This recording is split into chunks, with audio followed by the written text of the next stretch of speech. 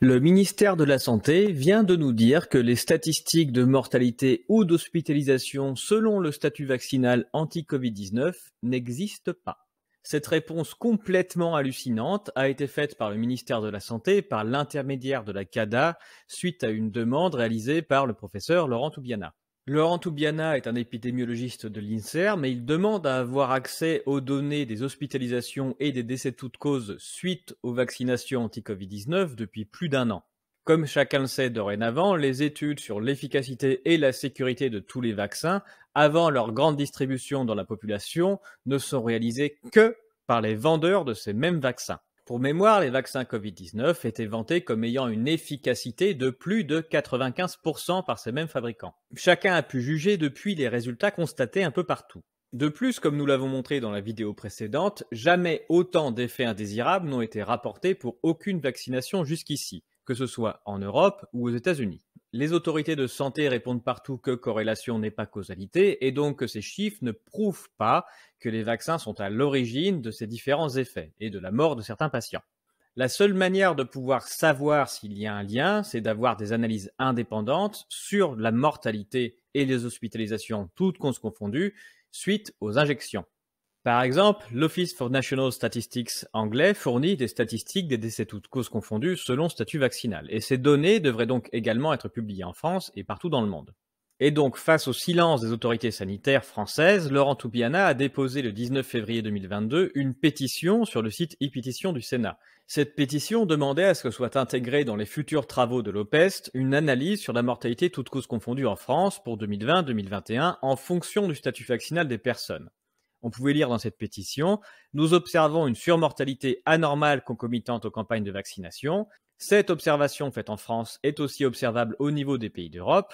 Les éléments statistiques inquiétants rendent nécessaire une étude de la mortalité toutes causes confondues post-injection par des chercheurs indépendants. » Cette pétition a été mise en attente pour validation technique, puis fut ensuite rejetée par la conférence des présidents du Sénat, et ce sans aucun motif.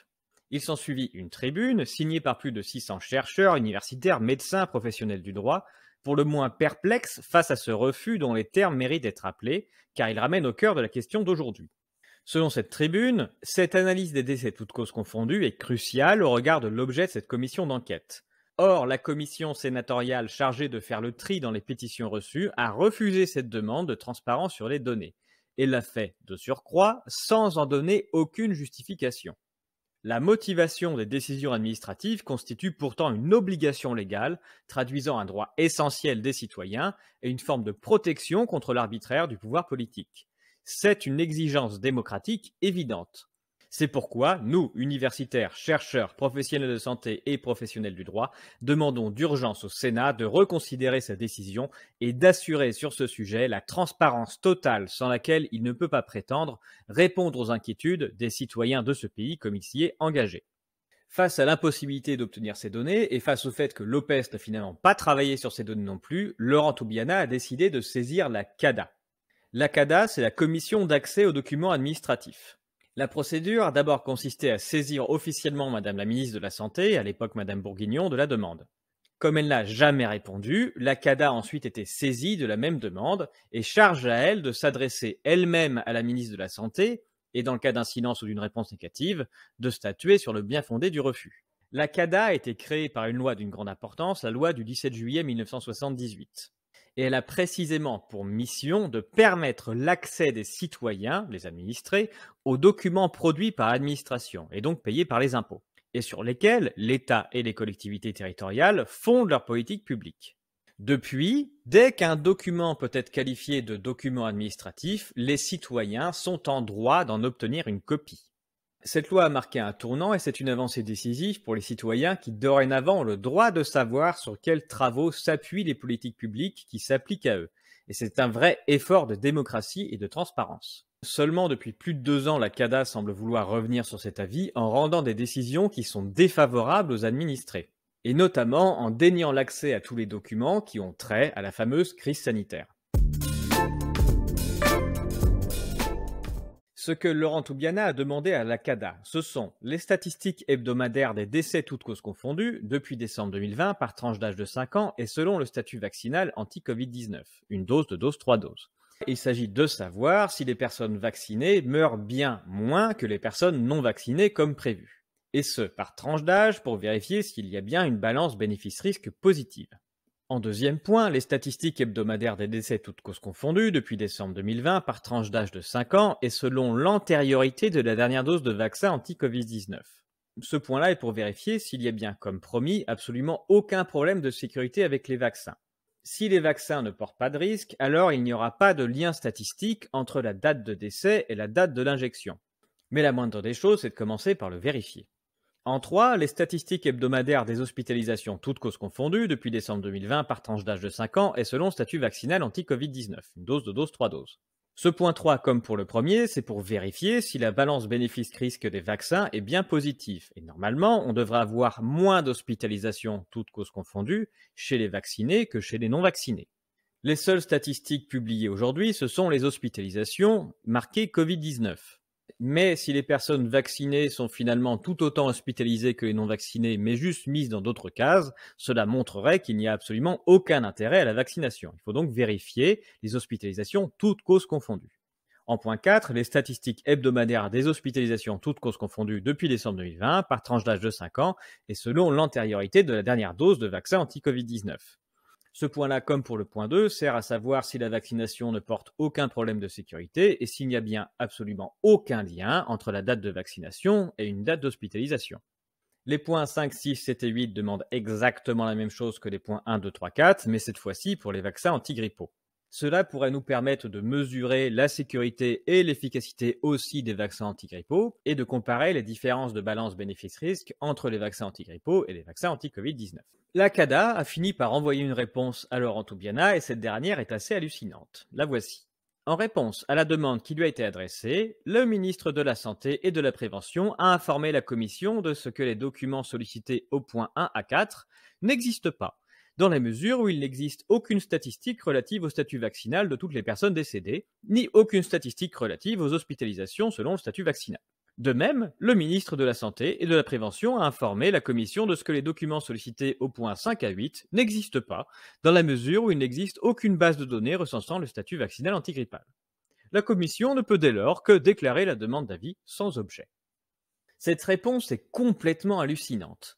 Pour ma part, je ne sais pas ce qui est le pire, entre me dire que le ministère de la Santé avoue qu'il n'a jamais voulu regarder s'il y avait des problèmes de sécurité après les injections anti-Covid-19 alors qu'il a tous les éléments pour le faire, ou si c'est pire qu'ils nous disent que ces statistiques n'existent pas alors qu'ils ont publié des tonnes d'éléments qui nous montrent que tout cela est absolument accessible. Plein d'éléments nous permettent de savoir que la réponse faite par le ministère de la Santé à la CADA, à savoir que les documents demandés n'existent pas, n'est pas sérieuse, voire qu'elle n'est pas crédible. Pour ce qui concerne le premier point, à savoir le rapport entre la vaccination et la mortalité. Déjà, l'assurance maladie connaît le statut vaccinal de tous les vaccinés inscrits. Et on sait que cette donnée est dématérialisée et qu'elle est facilement accessible puisqu'elle a transité partout pour servir à la mise en œuvre du pass sanitaire. Et ce pass sanitaire n'était valide pour chaque individu que pendant une période déterminée suivant la vaccination.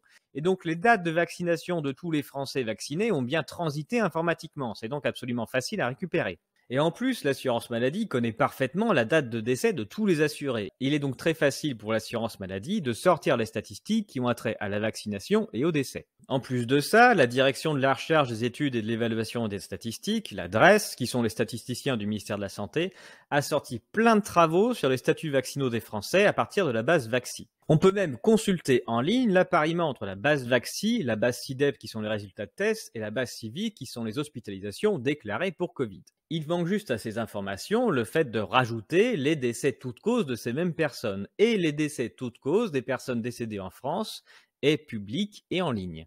Donc l'adresse est parfaitement capable de le faire. L'adresse a même sorti une étude récemment sur le nombre de personnes vaccinées en France dans laquelle il nous explique comment fonctionne le système de gestion Vaxi. Donc toutes les statistiques voulues qui ont attrait à la vaccination des personnes sont totalement accessibles par le ministère de la Santé. Pour terminer, on rappelle que Groupement Epiphare avait bien promis il y a plus d'1 an qu'ils allaient étudier la mortalité toutes causes confondues selon le statut vaccinal. Donc ce travail est parfaitement possible et on se demande aujourd'hui pourquoi ils ne l'ont pas fait. Et donc ce travail d'obtenir les statistiques de décès selon le statut vaccinal est totalement réalisable par les statisticiens du ministère de la Santé. La demande de Laurent Toubiana ne pose donc absolument aucune difficulté technique. Concernant les questions demandées autour de la vaccination antigrippale, il est vrai que contrairement à la Covid-19, il n'y a pas de dispositif spécifique pour les vaccins antigrippaux. On peut donc supposer que le travail est un peu plus complexe. Il est tout à fait possible qu'aucun travail statistique n'ait jamais été engagé sur le sujet. Mais dans ce cas, il serait quand même urgent de démarrer un tel travail puisque ça avait été demandé dans le rapport du Sénat concernant la grippe H1N1 il y a plus de 10 ans. On pouvait y lire « L'efficacité clinique des vaccins antigrippaux est, au mieux, considérée comme incertaine. Il conviendrait donc de lancer des recherches sur l'efficacité des vaccins antigrippaux, notamment en suivant des cohortes de personnes vaccinées. Il semble en effet inutile de lancer des campagnes de vaccination qui n'apporteraient pas de protection réelle contre la maladie et pourraient de surcroît inciter à négliger les mesures d'hygiène qui demeurent nécessaires. On rappelle le schéma qu'on a présenté plus haut qui montre les bases de données mises en place pour suivre les vaccinations anti-Covid, et donc ça montre qu'il est tout à fait possible de créer le même genre de requête depuis le système d'information de l'assurance maladie pour les vaccinations antigrippales. Et si ce n'a pas été fait, ce n'est qu'une question de volonté et non d'impossibilité technique. Pour finir, concernant toutes les statistiques demandées sur les hospitalisations et les vaccinations anti-Covid et antigrippales. On rappelle le fait que les hospitalisations ont fait l'objet d'une communication forte et répétée pendant de longs mois de la part des médias comme Le Monde, Le Parisien, qui prenaient appui sur des communiqués de presse de l'adresse. Toutes ces campagnes de communication s'appuyaient sur des statistiques qui ne concernaient que des patients déclarés comme malades du Covid-19. Déjà, nous avons montré que la communication sur ces hospitalisations était trompeuse, mais en plus, les statistiques qui ne concernent que des patients déclarés hospitalisés pour Covid-19 ne montrent en rien une saturation hospitalière des non-vaccinés. Si par exemple les vaccinés étaient hospitalisés pour une autre raison que la Covid-19, au hasard un problème cardiaque lié à une vaccination, ils n'apparaîtront pas du tout dans ces statistiques, rendant impossible toute comparaison. Si on ne garde que le focus sur l'hospitalisation marquée comme pour Covid-19, on ne peut pas du tout savoir si les non-vaccinés étaient réellement plus nombreux à l'hôpital que les vaccinés. Or, l'Agence technique de l'information sur l'hospitalisation, l'ATIH, exploite les données hospitalières de toutes les causes d'hospitalisation pour réaliser ses rapports. On sait donc que les statistiques d'hospitalisation toutes causes confondues sont bien accessibles. Il suffit donc que soit ajouté aux statistiques de l'ATIH le statut vaccinal des patients, anti-Covid ou antigrippal, pour obtenir toutes ces données. Pour terminer, on peut préciser que le groupement Epiphar nous a déjà montré que c'était possible. Ils ont déjà fait des analyses sur les événements hospitaliers qui suivaient les périodes de vaccination contre le Covid-19. On peut même lire dans la partie méthode, le Système national des données de santé, le SNDS, est un ensemble de bases de données strictement anonymes comprenant l'ensemble des données provenant du traitement des remboursements de soins de santé et des données d'hospitalisation, PMSI, pour l'intégralité de la population française. Cette base de données a été reliée à la base de données nationale de la vaccination anti-Covid-19, VAXI, qui comprend le type de vaccin, le rang de la dose et la date d'injection pour toutes les personnes vaccinées en France.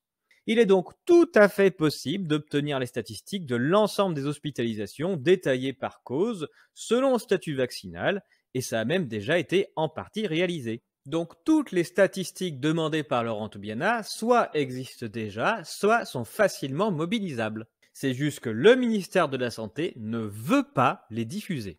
Il n'y a absolument aucun problème de droit à obtenir ces données puisque la totalité des statistiques demandées par Laurent Toubiana sont parfaitement anonymes, il s'agit juste de statistiques. Mais en plus, même si les statistiques demandées n'existent pas déjà, le Conseil d'État a déjà statué sur le fait que c'est bien à l'administration de les produire si elles n'existent pas. Donc, dans le temps normal, il y a bien une obligation qui est lourde et clairement définie sur l'administration de tout mettre en œuvre, dans les limites du raisonnable, pour donner satisfaction aux demandeurs. Et nous avons montré jusqu'ici que tout est dans la limite du raisonnable, puisque tout est quasiment déjà prêt. Le fait que le ministère de la Santé nous dise qu'il n'existe pas aujourd'hui de base de données recensant le statut vaccinal de toutes les personnes décédées n'est absolument pas une raison de ne pas nous donner les statistiques.